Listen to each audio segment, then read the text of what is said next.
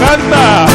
Hoy mi corazón rebosa de tu amor, de santidad, de esperanza, de consuelo, de alegría sin igual.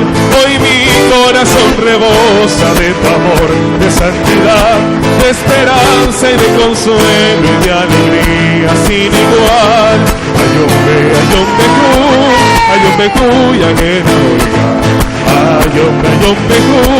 ayombe que ¡viva! ¡Viva, viva, viva Santa María! ¡Viva la patrona de Panamá! Hoy te recibimos con gran cariño, Virgen peregrina de Panamá. Te pedimos que intercedas ante tu Hijo Jesús por nuestros gobernantes, para que ejerzan su autoridad al servicio del pueblo conforme a la voluntad de Dios. Oremos. Santa María la Antigua, ruega por nosotros. Y rezamos hoy por todos nuestros hermanos de la provincia de Los Santos. Roguemos al Señor. Santa María la Antigua, ruega por nosotros. Madre de Dios, no desprecie nuestras súplicas en las necesidades, antes bien líbranos de todo peligro, oh Virgen gloriosa y bendita. Aleluya, aleluya, aleluya.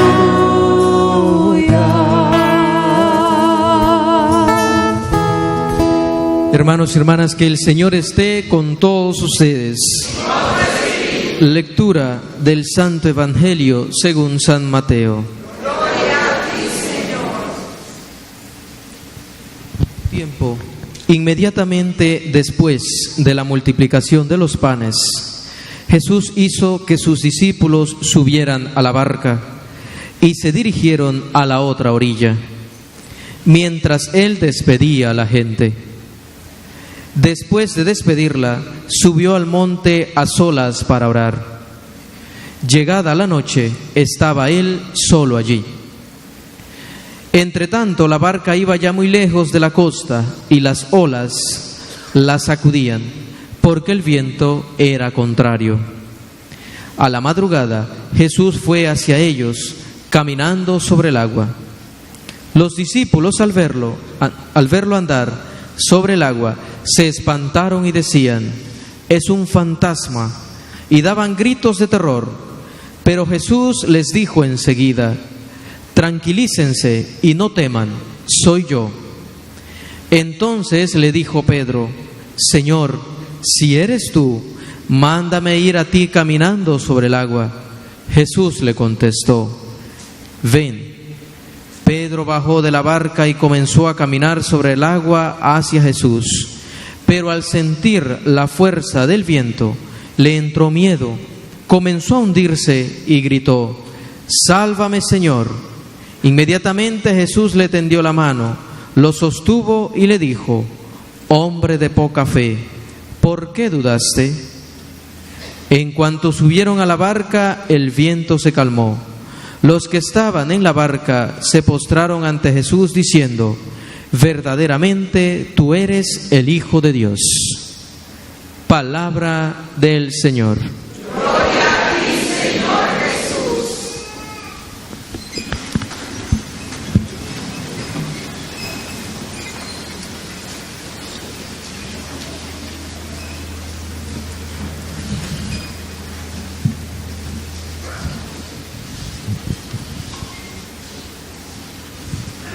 Amados hermanos,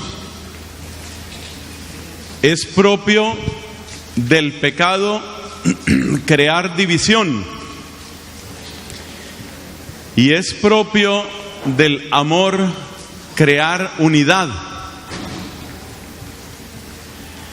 El pecado crea división entre las personas, pero también causa división adentro de la persona. Esa división adentro de la persona se nota especialmente cuando uno quiere algo que no debe. Es como estar roto por dentro.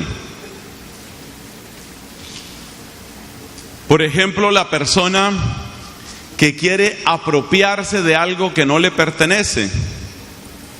Por una parte, tiene un deseo, por otra parte, tiene conciencia de que es un deseo malo. Está dividido interiormente. El pecado entonces crea división, y esto de varias maneras. Podríamos mencionar otras maneras. Por ejemplo, cómo el pecado causa división entre el bien de la naturaleza y el bien del ser humano. La humanidad en pecado termina destruyendo a la naturaleza, algo que nos ha recordado el Papa Francisco en su encíclica Laudato Si. Hay una división entre la naturaleza y el hombre. Y así podríamos mencionar otros ejemplos, pero el tema principal de hoy no es exactamente ese. Y yo quiero volver más bien a esa división interior que causa el pecado. Esa división se nota también cuando uno se enfrenta a situaciones extremas. Hay muchos lugares del mundo donde se hacen peregrinaciones multitudinarias. Y a veces pasa que hay una señal de peligro. Por ejemplo, un fuego. Y ante el pánico que causa el fuego, la gente sale a correr, Dios nos libre, y en medio de su carrera, alguien se resbala y cae, y los demás, que en condiciones normales respetarían a ese que se ha caído y le ayudarían a levantarse, llevados por el pánico, no lo ayudan, sino que caminan encima de la persona.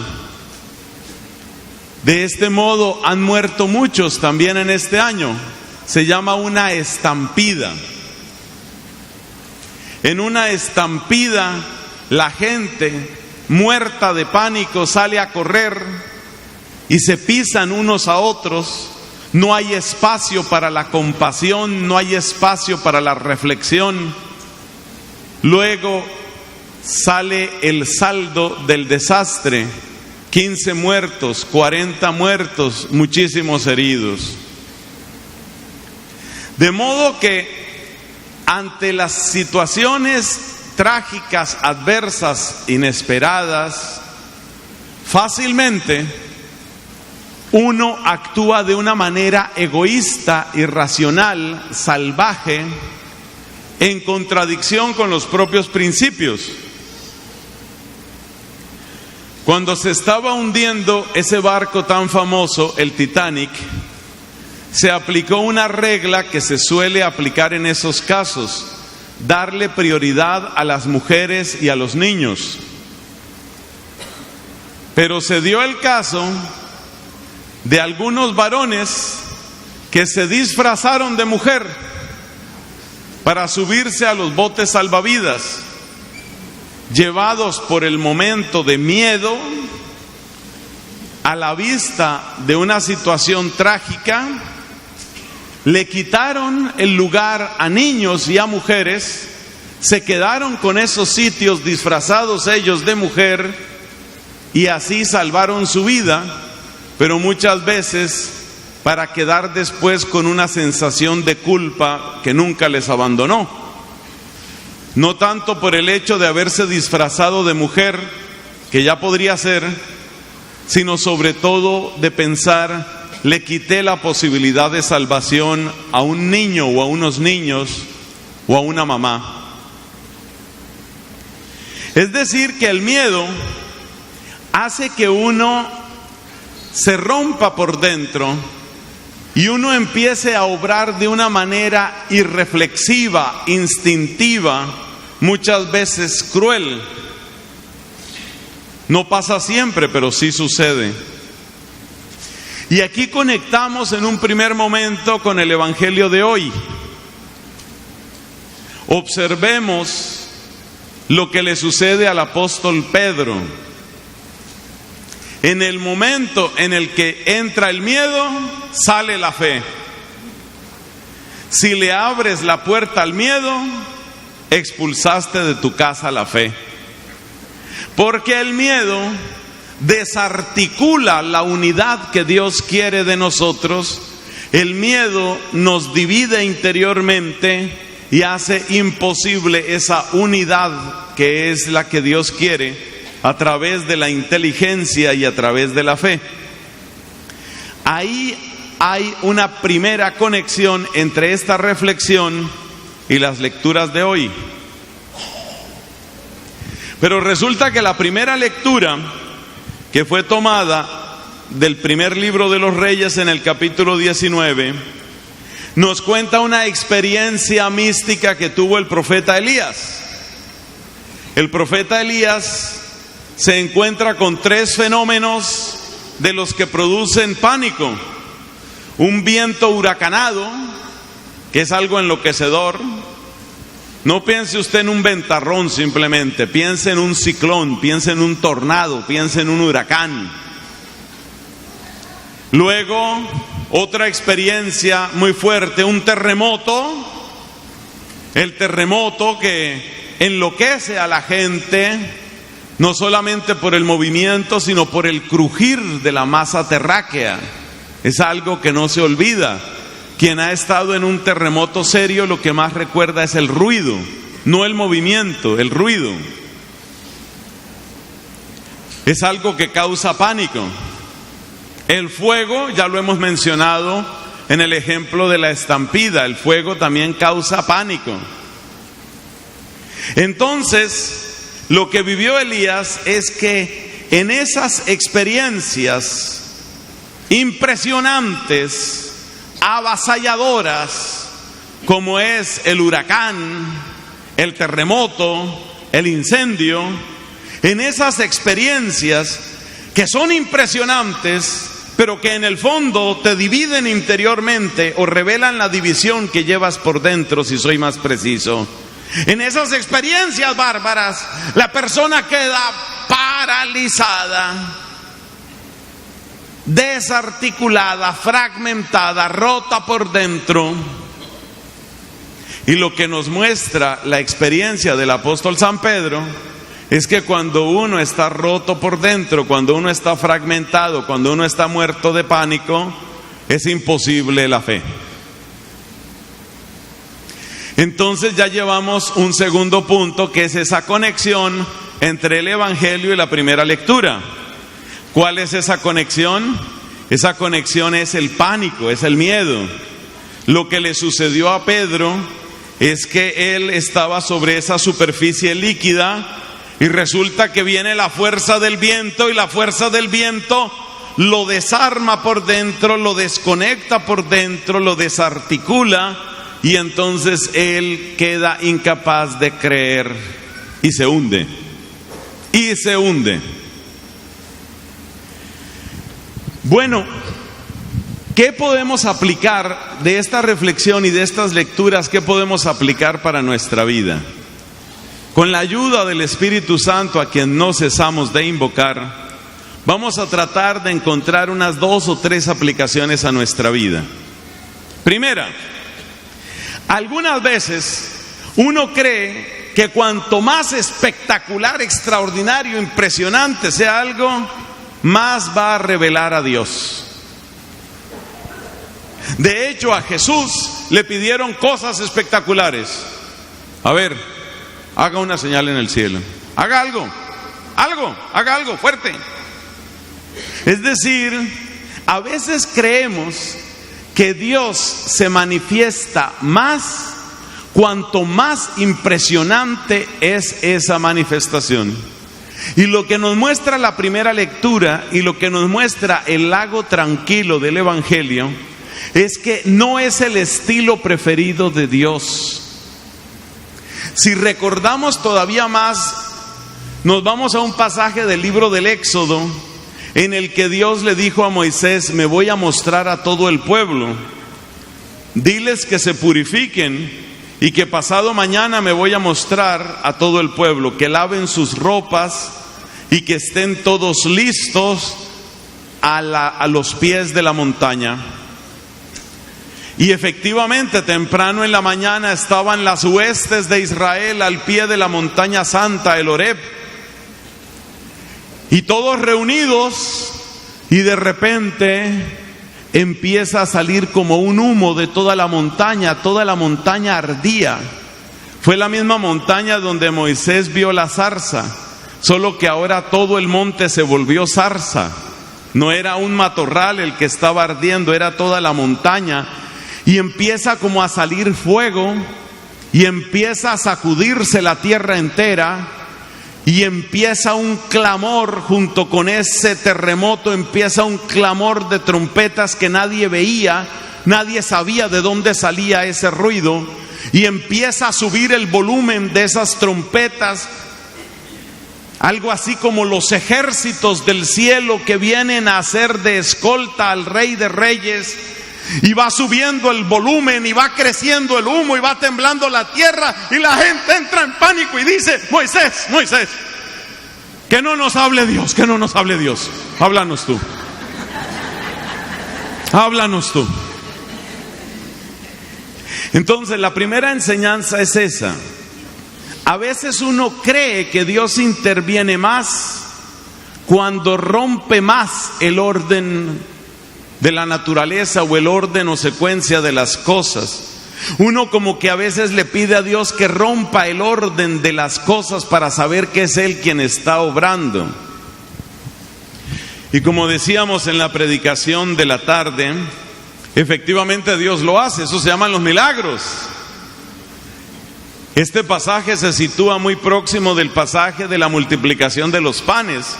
Y claramente, si alguien multiplica panes, está haciendo algo absolutamente espectacular, algo absolutamente maravilloso, algo que rompe el orden de las cosas.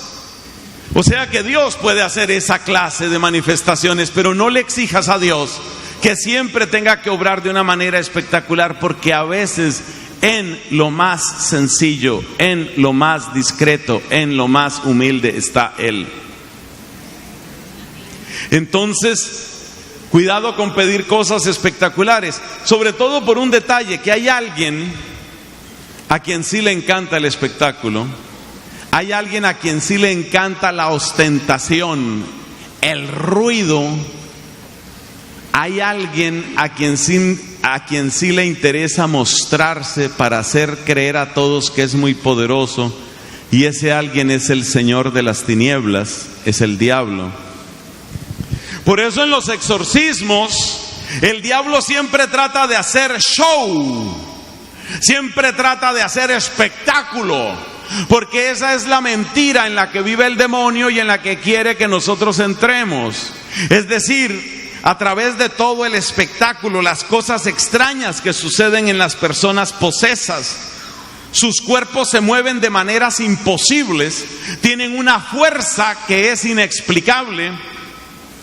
Hace poco estaba leyendo el testimonio de un psiquiatra que trabaja con sacerdotes exorcistas, y él decía: yo soy un científico y como científico soy escéptico, pero he visto cosas que no me dejan duda del modo de obrar del demonio. Por ejemplo, el caso de una señora bruja, así como se oye, no en metáfora, bruja, invocadora de espíritus, una señora con pacto demoníaco, posesa. Dios mío, Dios nos libre. Esta señora, se ponen a hacer oración sobre ella y ella empieza a hablar en lenguas, pero no oración de lenguas de la que conocemos, sino hablar en lenguas desconocidas. Por ejemplo, hacer un discurso perfecto en latín. Yo he estudiado el latín muchos años y les puedo decir que no es nada fácil hacer un discurso en latín. Y esta señora no había estudiado media hora ni 15 minutos de latín y hablaba perfectamente esa lengua. O sea que el demonio hace esas cosas. De hecho, la iglesia, para hacer el discernimiento si se trata de un exorcismo, o sea, si se necesita o no exorcismo, uno de los criterios es este tipo de ostentación que utiliza el demonio, porque el demonio tiene adicción a la ostentación y al espectáculo. El demonio trata de engrandecerse. El demonio trata de mostrarse grande. El demonio se parece a un gorila enloquecido que se golpea a su pecho como diciendo: aquí estoy yo. Ese es el demonio. Entonces la primera lección es: no nos volvamos adictos a las cosas ni espectaculares ni extraordinarias, porque ahí puede haber engaño. Unas religiosas misioneras trabajan en el sur de mi país y una de ellas contaba una historia muy interesante, que en la escuela donde ella da clases, un día les preguntaba a los niños y niñas que estaban ahí qué oficio, qué trabajo tenían los papás de esos niños. Y cada niño iba diciendo: mi papá es agricultor, mi papá es jardinero. Cada uno iba diciendo. Uno de ellos dice: mi papá trabaja de paralítico. ¿Cómo así? Sí, es que mi papá, el niño todo inocente, ¿no? Los niños pequeñitos, pues ellos dicen las cosas. Es que mi papá acompaña a un misionero que está por aquí y él va así por los pueblos y mi papá trabaja de paralítico, él es el que siempre se cura.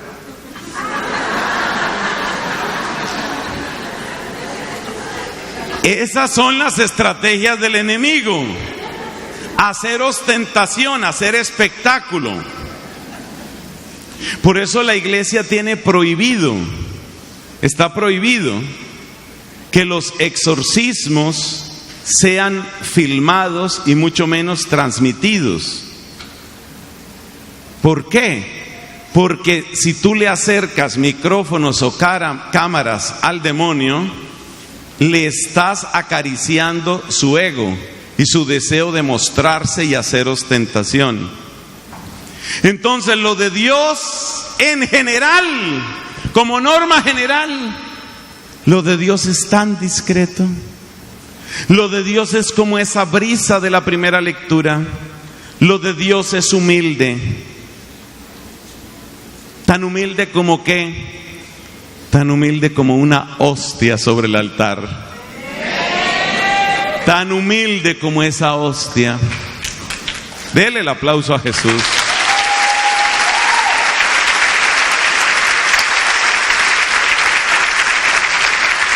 Lo de Dios es así. Si tú miras los sacramentos, todos están marcados por el perfume delicado de la humildad de Jesús. Entre otras cosas, hay una santa dominica llamada Catalina de Siena, que entre los muchos dones espirituales que recibió es que su olfato estaba sellado por el Espíritu Santo y ella sentía en el olor la presencia de la gracia. Qué cosa tan linda. Entonces, tú mira lo que es la absolución. El sacerdote nos da la absolución. Algo tan humilde. Un poquito de agua sobre la cabeza del niño. Yo te bautizo en el nombre del Padre y del Hijo y del Espíritu. Y ha cambiado para siempre la historia de ese niño. Eso es lo de Dios. Y tenemos que amar lo que es discreto y lo que es humilde, sin quitarle por otra parte la gloria a Dios.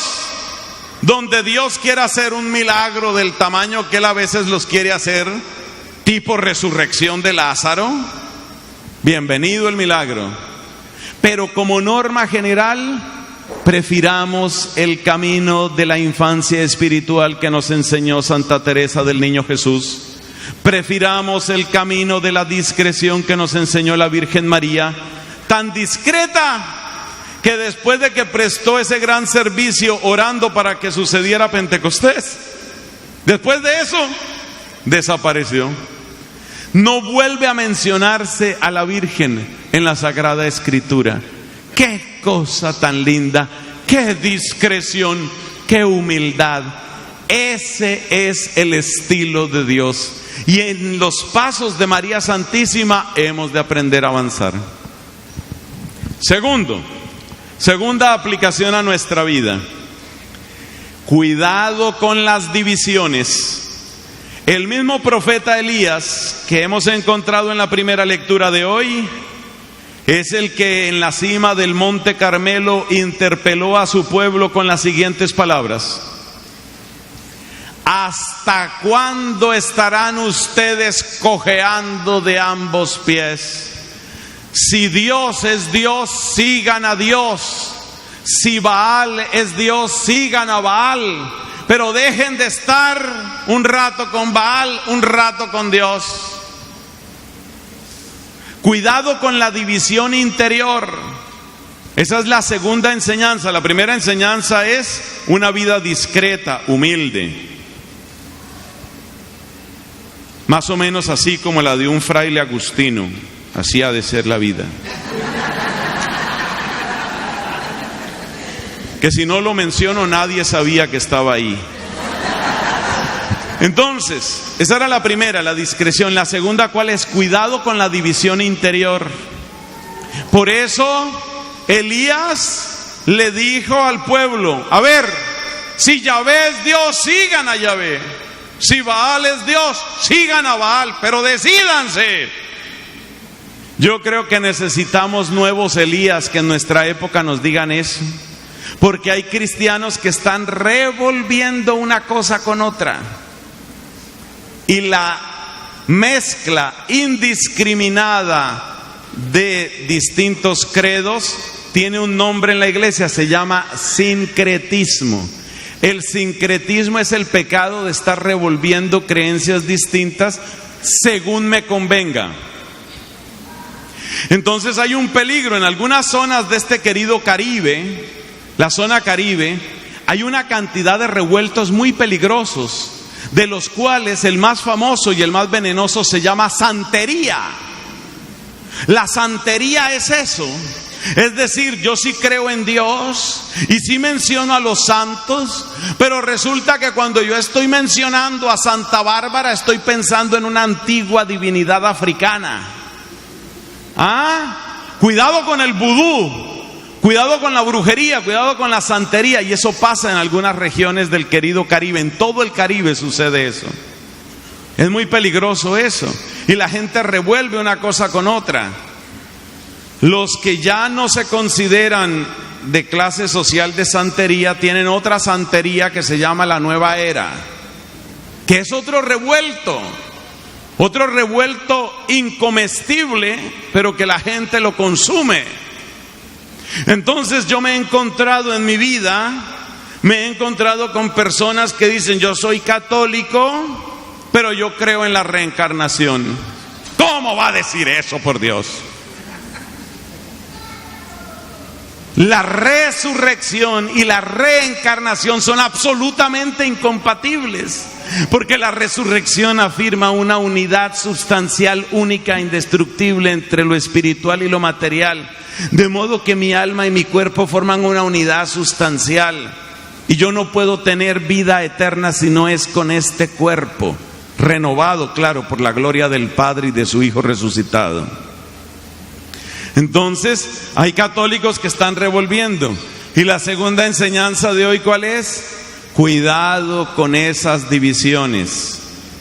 Otra forma de división es la división entre la fe y la vida. Creo una cosa, pero vivo otra. La Biblia nos presenta qué clase de crímenes terminan cometiendo las personas que tienen esa clase de división. Los que cometen esa clase de división tienen por patrono a Herodes. Ustedes recuerdan que hace poco salió en las lecturas de la misa, no creo que era de entre semana, no estoy seguro. Como tengo que preparar homilías de distintos días, a veces pierdo la noción del tiempo. Pero todos conocemos el pasaje de Herodes, que admiraba por una parte a Juan Bautista, pero no le hacía caso a Juan Bautista. ¿Sí ves cómo estaba dividido?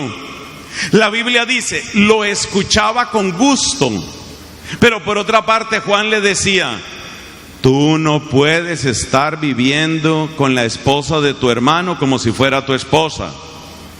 Y Herodes quedaba confundido, quedaba incómodo, no sabía qué hacer, pero no le soltaba la mano a esa mujer. ¿En qué terminó esa historia? Ustedes saben, en un cumpleaños, la hija de Herodías danzó. Por eso hay que pedir que sean santas las que danzan en la liturgia, porque una danza mal hecha no acerca a Dios. Y entonces danzó esta chica, y Herodes, entre la superstición que llevaba en su cabeza desde niño, la cantidad de vino que se había metido entre pecho y espalda, y el ardor de la lujuria por esa chica semidesnuda, le dice a la muchacha: pídeme lo que sea, aunque sea la mitad de mi reino, te lo doy. La muchacha, que era un caso muy raro, era una muchacha que tenía cuerpo pero no tenía cabeza, era una muchacha decapitada, porque se ve que tenía cuerpo porque gustaba mucho, pero no tenía cabeza porque era incapaz de pensar. Entonces ella tomó prestada la cabeza de la mamá. Mamá, ¿qué hago? La mamá dijo: esta es mi oportunidad, y mandó decapitar a Juan Bautista.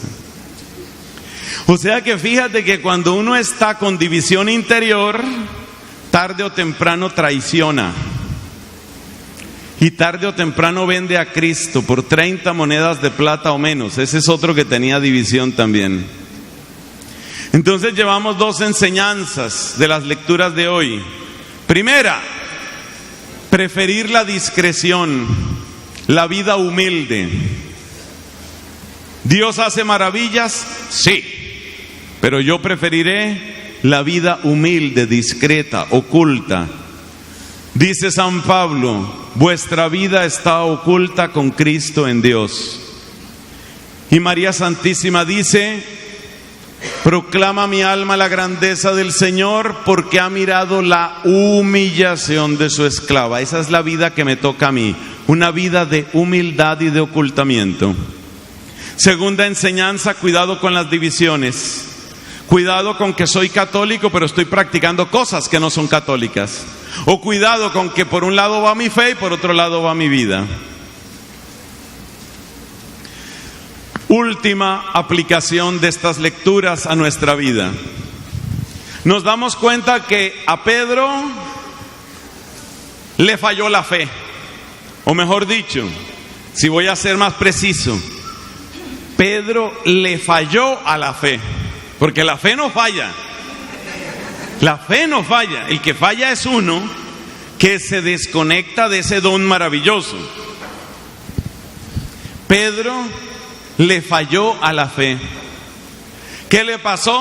Empezó a hundirse. ¿Qué hizo Pedro cuando empezó a hundirse?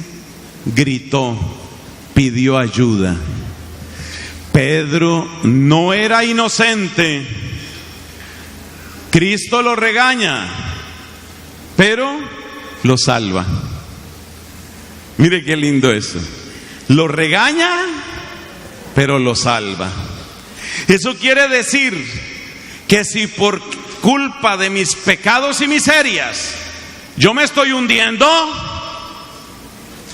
no debo seguir el camino de Judas, que es el camino que quiere el demonio. El camino que quiere el demonio, ¿cuál es? Que si me estoy hundiendo, yo me desespere, maldiga mi suerte y me suicide. Eso es lo que quiere el demonio. No seguiré yo el camino de Satanás. No seguiré el ejemplo de Judas Iscariote. ¿Qué haré? Si me estoy hundiendo, gritaré: soy culpable, pero sálvame. Soy pecador, pero sálvame. Es decir, la tercera aplicación es: aún en la peor de las circunstancias, no se te olvide clamar al Señor. El Señor seguramente te regañará, porque Cristo no te va a decir: qué bonito que te veías, Pedro, así con el agua, ya hasta los muslos te veías bonito. Pedro no te va a decir, Jesús no te va a decir qué bonito te veías. Jesús te va a regañar, y uno tiene que estar dispuesto a que Jesús lo regañe. Eso es muy importante. Porque a veces creemos que la vida cristiana es únicamente que nos cuiden la autoestima, nos animen, nos estimulen, nos aplaudan. No, Señor, también se necesita el regaño. También hay que regañar. Pero, aunque Cristo te regañe, te va a salvar, te va a levantar, te va a restablecer y va a renovar en ti el don precioso de la fe. A Él la gloria y la alabanza por los siglos. Amén.